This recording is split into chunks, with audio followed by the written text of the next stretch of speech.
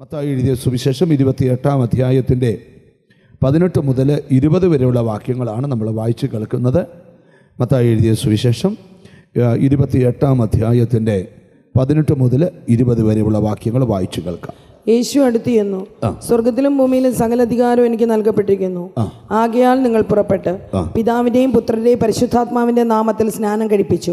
ഞാൻ നിങ്ങളോട് കൽപ്പിച്ചതൊക്കെയും പ്രമാണിപ്പാൻ തക്കവണ്ണം ഉപദേശിച്ചും കൊണ്ട് സകല ജാതികളെ ശിഷ്യരാക്കിക്കൊള്ളുവീൻ.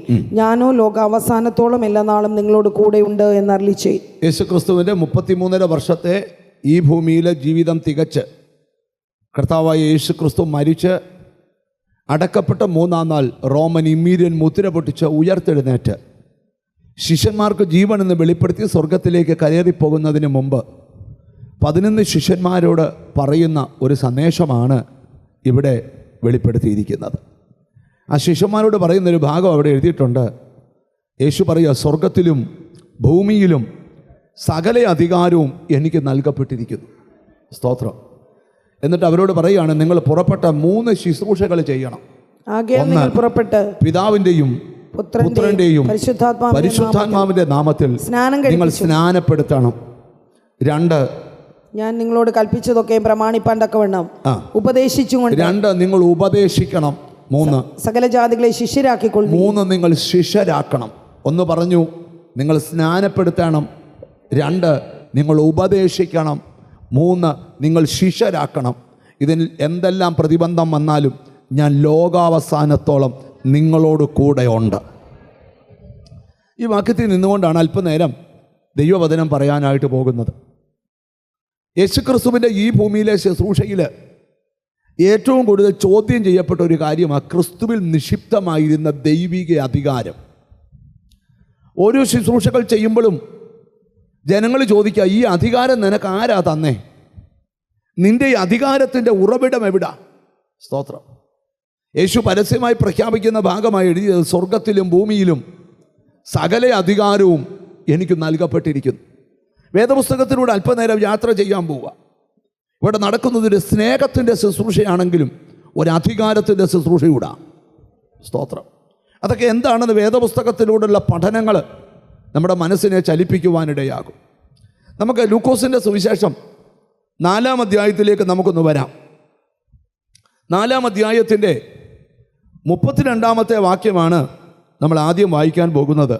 ലൂക്കോസിൻ്റെ സുവിശേഷം 4-ാം അധ്യായത്തിൻ്റെ 32-ാമത്തെ വാക്യം. അവന്റെ വചനം അധികാരത്തോടെ ആകയാൽ അവർ അവന്റെ ഉപദേശത്തിൽ വിസ്മയിച്ചു. അവന്റെ വചനം അധികാരത്തോടെ. അപ്പൊ കർത്താവിൻ്റെ ശുശ്രൂഷയുടെ ഏറ്റവും വലിയ പ്രത്യേകത അവൻ്റെ വചന ശുശ്രൂഷ അധികാരമുള്ള ശുശ്രൂഷയായിരുന്നു. യേശു ഒരിക്കൽ ദൈവാലയത്തിൽ വന്നപ്പം യെശയ്യാ പ്രവചനത്തിലെ പുസ്തക ചുരുൾ വായിക്കാൻ കൊടുത്തു. അത് വിടർത്തി വായിച്ചിട്ട് കർത്താവ് പറഞ്ഞു, ഈ വായിച്ച വാക്യം ഇപ്പോൾ നിവർത്തി വന്നിരിക്കുന്നു. സ്തോത്രം.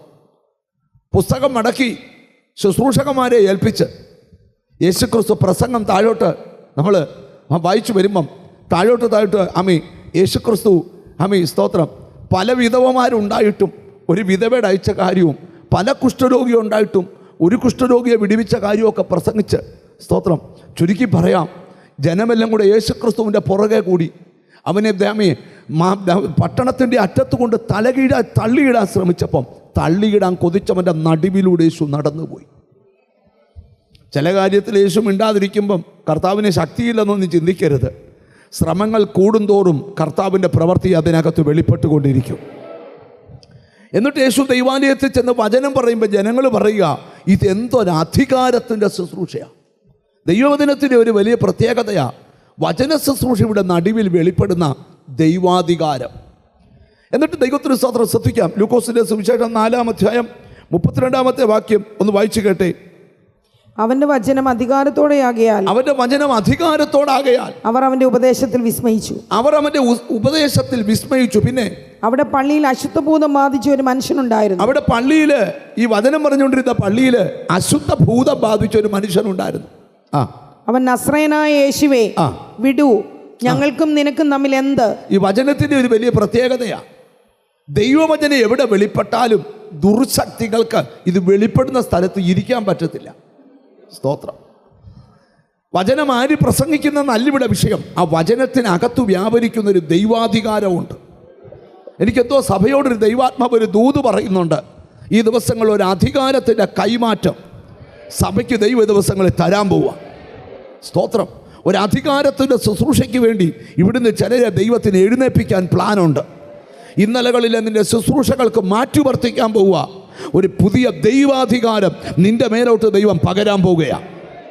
അതെന്താന്നൊക്കെ പ്രസംഗിച്ച് വരാം. അപ്പോൾ യേശുക്രിസ്തുവിൻ്റെ പ്രസംഗം കേട്ടപ്പോൾ അവർ പറയുക ഇത് അധികാരത്തോടെയാണ്. അപ്പോൾ അങ്ങനെ ഇരിക്കുമ്പോൾ പള്ളിയിൽ അശുദ്ധ ഭൂതം ബാധിച്ച, അപ്പോൾ ഭൂതവും പള്ളി വരുമോ? ഒരു പള്ളി വന്നെന്ന് കരുതി ഭൂതം ഇല്ലെന്നല്ല. എല്ലാ ആഴ്ച അച്ഛൻ പള്ളി വരുന്നുണ്ട്, പക്ഷെ ഭൂതം ഉണ്ടോ ഇല്ലയോ എന്ന്. ഇനി ഭൂതത്തെക്കുറിച്ച് പറയുമ്പോൾ ഇളകുന്ന ഭൂതമുണ്ട്, ഇളകാത്ത ഭൂതമുണ്ട്. മിണ്ടുന്നില്ല. ചില ഭൂതങ്ങളൊക്കെ ഇങ്ങനെ തലയാട്ടും. അബദ്ധവും പറ്റരുത്, തലയാട്ടുന്ന എല്ലാം ഭൂതമല്ല. പണ്ടൊരു ശുശ്രൂഷകന് തലയാട്ടുന്ന അവിടെ ചെന്ന് തലയെ കൈവച്ച് ചോദിച്ചു, നിങ്ങൾ എത്ര പേരുണ്ടെന്ന് ചോദിച്ചു. 4 പേരുണ്ടെന്ന് പറഞ്ഞു. വിട്ടുപോകാൻ പറഞ്ഞു. ഇപ്പം പോവുകയല്ല, യോഗം കഴിഞ്ഞേ പോകുമെന്ന് പറഞ്ഞു. അല്ല, യേശുവിൻ്റെ നാമത്തിൽ ഇപ്പം പോകണമെന്ന് പറഞ്ഞു. പുള്ളിക്കാരത്തി എഴുന്നേറ്റ് പോയി. 2 പിള്ളേരും ഭർത്താവും എഴുന്നേറ്റ് പോയി. അപ്പം ഭൂതമൊന്നും അല്ലായിരുന്നു. ആരെയും തല കുലുക്കുന്ന കണ്ടോണ്ടോ കൈ വിറപ്പിക്കുന്ന കണ്ടോണ്ട് ഭൂതമാണെന്നൊന്നും ചെല്ലുകയൊന്നും ചെയ്യരുത്. പിന്നെ ഭൂതത്തിൻ്റെ അടുക്കലൊക്കെ നോക്കി കണ്ടു നിൽക്കണം. മിണ്ടുന്നില്ല. സ്തോത്രം. ഒരു സ്ഥലത്ത് ശുശ്രൂഷിച്ചുകൊണ്ടിരിക്കുമ്പോൾ ഒരാളുടെ ദേഹത്ത് ഭൂതവിളയും. ഒരച്ഛൻ അങ്ങോട്ട് ചെന്നിട്ട് നിനക്ക് പോകാനല്ലയോ നിന്നോട് പറഞ്ഞത്. അപ്പോൾ പാസ്റ്റർ പറഞ്ഞിട്ട് പോയില്ല. അപ്പോൾ പുള്ളി നിന്നോട് പോകാനല്ലയോ. ഭൂതം ഒരെണ്ണം കൊടുത്തു. അയ്യോ, ആ കോളി കിടുങ്ങുന്ന പോലെ ചെവിക്കല്ലിൽ തീർത്താ കൊടുത്തു. പിന്നെ അച്ഛൻ ഇനി ജീവിതത്തിൽ പിന്നെ. അപ്പം നിങ്ങൾ ഇങ്ങോട്ടൊന്ന് ശ്രദ്ധിക്കും, ഞാൻ പറയട്ടെ. അധികാരത്തിൻ്റെ ശുശ്രൂഷ എന്ന് പറഞ്ഞാൽ മനുഷ്യർക്ക് മറഞ്ഞിരിക്കുന്ന ദുർഭൂതങ്ങളെ ശരീരത്തു നിന്ന് കുടിയിറക്കുന്നതാ അധികാരത്തിൻ്റെ ശുശ്രൂഷ. സ്തോത്രം. എനിക്കെന്തോ ദൈവാത്മാവ് ഒരു ദൂത് പറയുന്ന ഒരു സ്തോത്രം. നിന്റെ ലൈഫിൽ കടിച്ചു ഞാന്ന് കിടക്കുന്ന സകല ദുഷ്ടശക്തികളെ കുടിയിറക്കുന്നതാ അധികാരത്തിൻ്റെ ശുശ്രൂഷ. ഇപ്പൊ പള്ളി വന്നെന്ന് വിചാരിച്ച് ഭൂതം ഇല്ലെന്നല്ല. യേശുവിൻ്റെ കൂടെ നടന്നാൽ ഭൂതം വരത്തില്ലയോ? പിന്നെ യൂദയുടെ ദേഹത്തുണ്ടായിരുന്നല്ലോ. യേശുവിനെ കണ്ടപ്പോൾ യൂദ ഇങ്ങനെ ചെറഞ്ഞൊന്നും പോയില്ല. പോയോ? വളരെ മിണ്ടുന്നില്ല. ഇല്ല, പുള്ളി അന്നേരവും വാട്സാപ്പ് മെസ്സേജ് അയച്ചുകൊണ്ടിരിക്കുക. അങ്ങോട്ട് വരുന്നുണ്ട്, പിടിച്ചോണം, ഞാൻ ഉമ്മ വെക്കും. ഭൂതം ബാധിച്ചവനും യേശുവിന് ഉമ്മ വെച്ചു. എല്ലാവരും മിണ്ടുന്നില്ലല്ലോ, അല്ലേ? സ്തോത്രം. ശ്രദ്ധിച്ച് കേൾക്കണം. ഞാൻ വചന വെളിപ്പാടില്ല പോകുന്നത്. അപ്പം പക്ഷെ യേശുവിനെ കണ്ടപ്പോൾ ഈ അശുദ്ധ ഭൂതം, സ്തോത്രം, ശ്രദ്ധിച്ച് കേൾക്കും. ആ വാക്യം ഒന്നുകൂടെ വായിക്കും. സ്തോത്രം. അവിടെ പള്ളിയിൽ അശുദ്ധഭൂതം ബാധിച്ച ഒരു മനുഷ്യനുണ്ടായിരുന്നു. അവൻ നസ്രയനായ യേശുവെ വിടൂ, ഞങ്ങൾക്ക് നിനക്ക് തമ്മിൽ എന്ത്? ഞങ്ങളെ നശിപ്പിപ്പാൻ വന്നിരിക്കുന്നുവോ? നീ ആരെന്ന് ഞാൻ അറിയുന്നു. ദൈവത്തിന്റെ പരിശുദ്ധൻ തന്നെ എന്ന് ഉറക്കെ നിലവിളിച്ചു. മിണ്ടരുത്, അവനെ വിട്ടുപോകാ എന്ന് യേശു അതിനെ ശാസിച്ചപ്പോൾ ഭൂതം അവനെ നടുവിൽ തള്ളിയിട്ടു. കേടൊന്നും വരുത്താതെ അവനെ വിട്ടുപോയി. ഭൂതം കിടന്ന് അലറുക, എന്നെ വിട്. ഉടനെ നീ എവിടുന്നാ വന്നേ? എത്ര ദിവസമായി ശരീരത്ത് കയറിയിട്ട്? ആരാ നിന്നെ വിട്ട്? ഇതൊന്നും ചോദിച്ചില്ല. ഭൂതത്തോട് മിണ്ടല്ലെന്ന് പറഞ്ഞു. അവൻ പോസ്റ്റിൻ്റെ അപ്പനാ. മിണ്ടുന്നില്ല. ചിലക്ക് യോഗത്തിന് പോയിച്ച് വന്നിവിടെ എൻ്റെ ബ്രദറെ ഇന്നത്തെ യോഗത്തിലൊന്ന് പോകേണ്ടതെന്ന് ഭൂതം പറയുന്നേ കേൾക്കണം. അപ്പം നീ ഭൂതം പറയുന്നത് കേൾക്കാനാണ് യോഗത്തിന് പോയെ? മിണ്ടുന്നില്ല. ഹോ, ഭൂതവും വിവേചിക്കും കേട്ടോ. ഇവിടെ അങ്ങനെയൊന്നും വിവേചിക്കത്തില്ല.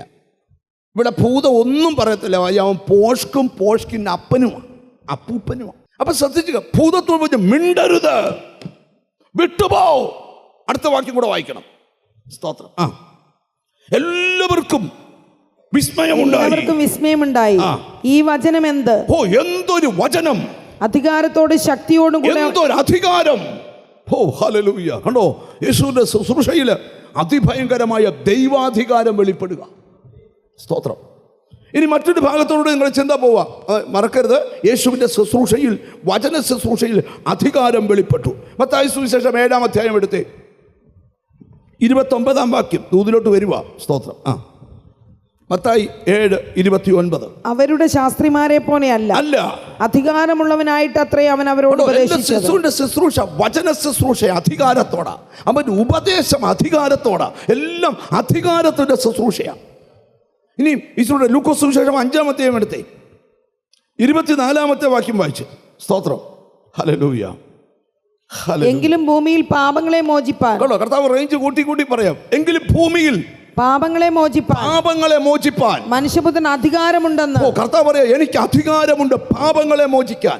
ആദ്യം പറഞ്ഞു വചനം അധികാരത്തോടെ, അവന്റെ ശുശ്രൂഷ അധികാരത്തോടെ, മാത്രമല്ല പാപങ്ങളെ മോചിപ്പാൻ അധികാരമുള്ളവൻ. വെളിപ്പെടുത്തി കൊടുക്കുക കർത്താവ്. നിങ്ങൾ കണ്ട തച്ചൻ്റെ മോൻ അല്ല ഞാൻ, നിങ്ങൾ കണ്ട മറിയയുടെ മോൻ അല്ല ഞാൻ, ഞാൻ ദൈവത്തിൻ്റെ പുത്രനാണ്.